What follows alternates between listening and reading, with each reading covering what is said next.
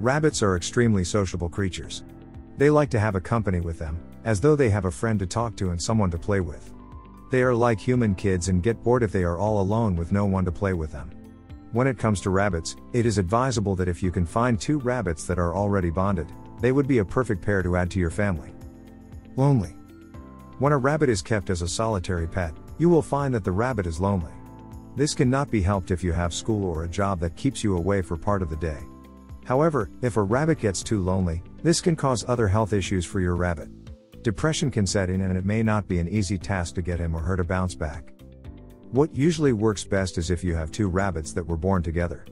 Rabbits under 12 weeks old do unusually well living together. As they get older though, it is always best to have a neutered male with a spayed female.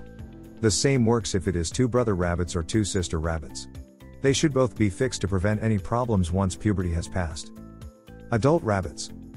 You can still try to pair two adult rabbits together once they are adults.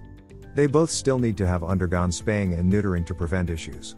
A neutered male can be placed in with a non-fixed female, however, you need to wait at least 3 weeks after his surgery has been completed. You should also avoid pairing during mating season.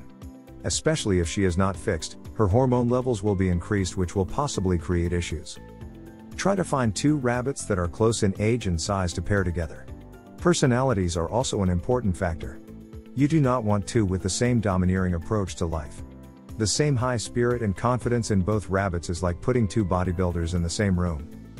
You will still need to take it slow when getting ready to introduce the two. Take turns stroking each rabbit and then immediately stroke the next rabbit. Make a good combination of items from both their hutches. Basically to mix the scents and allow them both to feel comfortable in the hutch. They will know each other slightly ahead of time by their scents. But, it is best to begin the process of pairing them in the same hutch in the morning. This will allow you to watch the interactions between the two all day. This ensures that you will be able to see if they get along or if there will be problems between the two. Neutral area. The first introduction should be kept to an area where neither have their own territory. Neutral ground puts them both on the same level.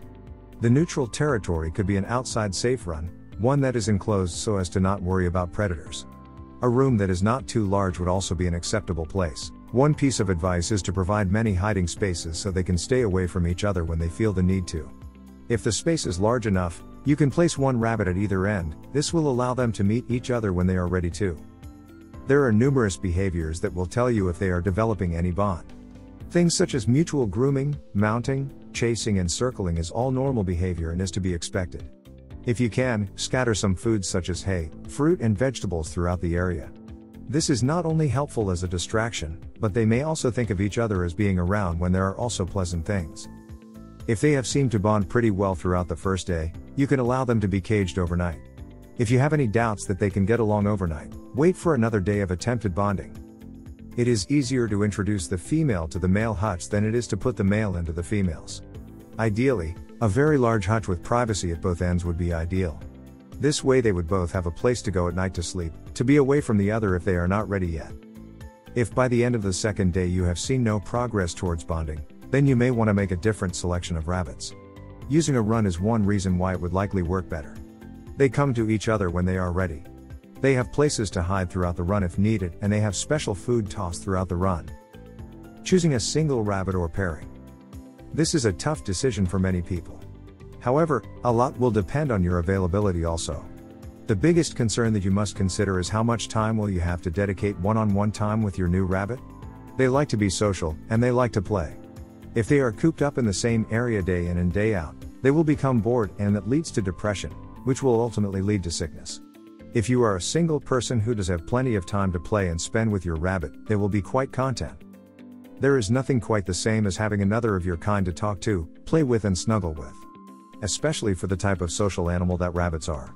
Pairing up two rabbits, watching them fall in love and make a life together is like a fairy tale. You will know that you set them up on their first date, so to speak.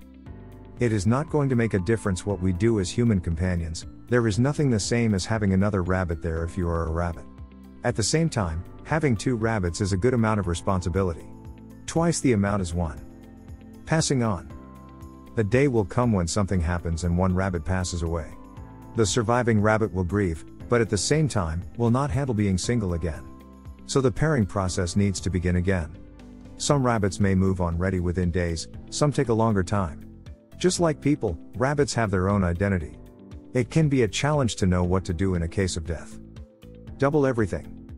Obviously, the cost can be a factor in the decision. It will be twice as much food, twice as much for vet costs, twice as much bedding, but also twice the love you get to give and get back. If we could read a rabbit's dreams and wishes, living as a pair in a home as free-range rabbits is likely the best life the two of them could possibly have.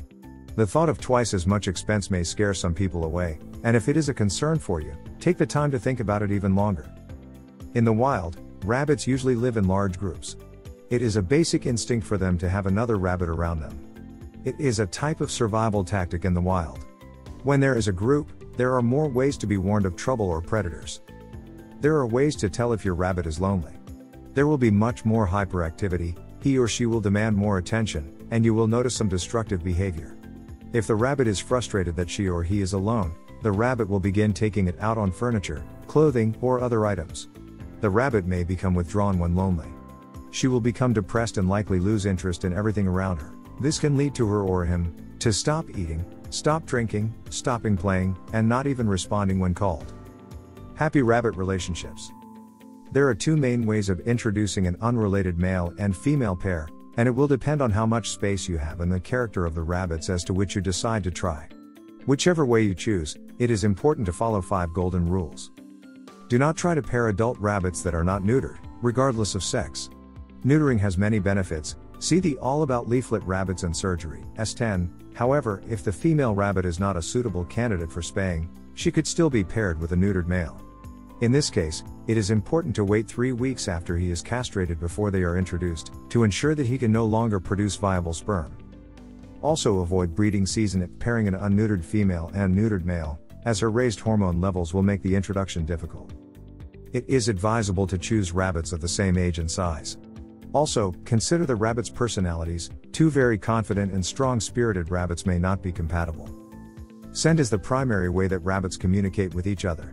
Prior to the introduction, it is a good idea to swap furniture and bedding between hutches and also to brush or stroke each in turn. This way each rabbit will already know a bit about the other before they meet, simply by smell.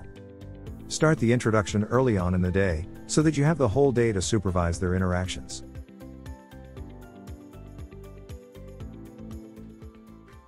If you enjoyed this video, kindly press the like button. Also, don't forget to subscribe with notifications on, so that you don't miss out on videos like this. Thank you for watching.